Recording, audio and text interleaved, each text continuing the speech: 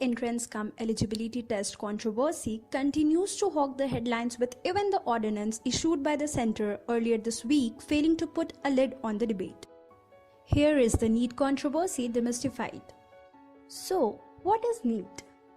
The National Entrance cum Eligibility Test is a common entrance exam proposed for admission into all medical and dental colleges across India.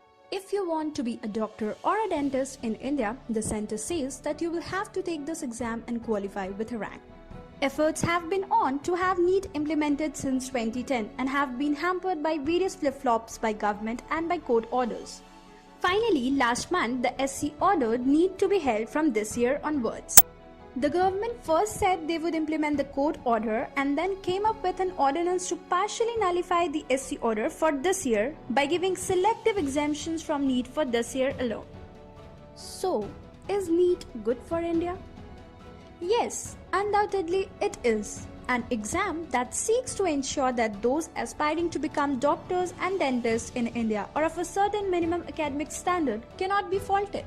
So, is NEET in its present form fair? Clearly no. In its present form, with the CBSE or NCERT syllabus as its backbone, the NEET exam is clearly an unfair one for students from state boards and from rural areas where the standards may be lower. The major grouse of various states opposing NEET is that a common syllabus must be worked out before implementing NEET, and this is a valid argument. Further, the exam must be held in multiple languages, and this has been acceded to by the government. So, is NEET an infringement on the rights of states? Yes and no. While states are to some extent justified in arguing that the conduct of the exam should be their prerogative as they are the admitting authority, medical education being in the concurrent list gives the centre the right to involve itself. Also, the fact that a medical degree obtained allows one to practice anywhere in India and not just in the state where the degree was obtained means that the centre has a right to insist on minimum standards. So, will NEET end the capitation fee menace in medical education in India? A resounding yes. NEET will strike a body blow to the private medical colleges who illegally charge in excess of 50 lakh in many states as capitation fee alone for an MBBS seat. Now, they will be forced to admit students as per the NEET merit list, and these students will naturally enough refuse to pay anything other than the tuition fee.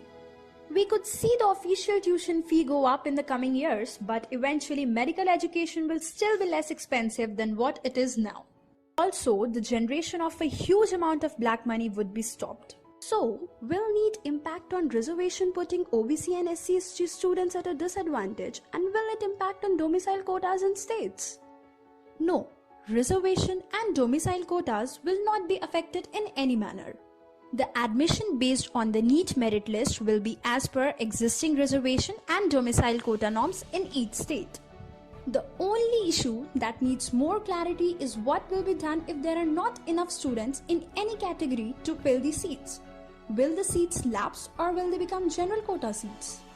So, does the government ordinance provide exemption for private colleges from NEET for this academic year? No, it does not. The government's ordinance only exempts various state governments and also exempts the government quota seats in private medical colleges from being filled through NEET for this academic session alone. In fact, even the PG admissions due to start in November-December this year are to be through NEET for all colleges, including government colleges. So why are various state governments opposing NEET? State governments see NEET as an infringement on the rights of states. They also feel that it will be disadvantageous to students from state board schools and those from rural areas where the standards may not be as high as CBSE. So states argue that NEET may end up hurting their students and benefiting the CBSE students who may not be from their states or may be urban elite. So what will happen to the students seeking medical admission this year? NEET 1 has already been held on 1st May and NEET 2 is scheduled for 24 July, though this date could be pushed back a few days. Students who wrote NEET 1 can also try their luck by writing NEET 2, but only if they agree to give up their NEET 1 score. Any student who wishes to apply for admission to a private medical college in India will have to write NEET. If the student is content only applying for a government seat in some states, then he or she could avoid NEET, but that too only for this year. All this is assuming that the Supreme Court does not strike down the recent ordinance issued by the government. So what problems could candidates applying for private medical colleges face? As a seat cannot be guaranteed by paying capitation fee in advance anymore, and reserving a seat will see students having to apply to multiple colleges, as the cutoff ranks for colleges will not be known in advance. So students will have to spend time and money applying to dozens of private colleges. So what would be a good solution? A common syllabus that does not discriminate against rural and regional students is a must. Without this, holding an exam like NEET would be grossly unfair on lakhs of students who may be meritorious but are not trained in the CBSE syllabus to be able to get a good rank through NEET or even qualify. Over the next few months, such a syllabus needs to be worked out in consultation with the states.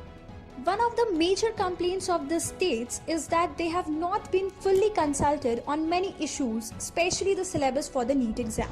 Perhaps the states could conduct their own NEET exams based on the approved syllabus for the first few years until students are able to adjust to the uniform standards specified. A state-run counseling system for private colleges will also be required to avoid students applying to dozens of private colleges. Once the issues are fixed, NEET has the potential to significantly improve the standard of medical education in India. Successful implementation of NEET would be a major achievement for the Modi government and end the capitation fee racket in medical education in India. They still have some work to do to make this happen.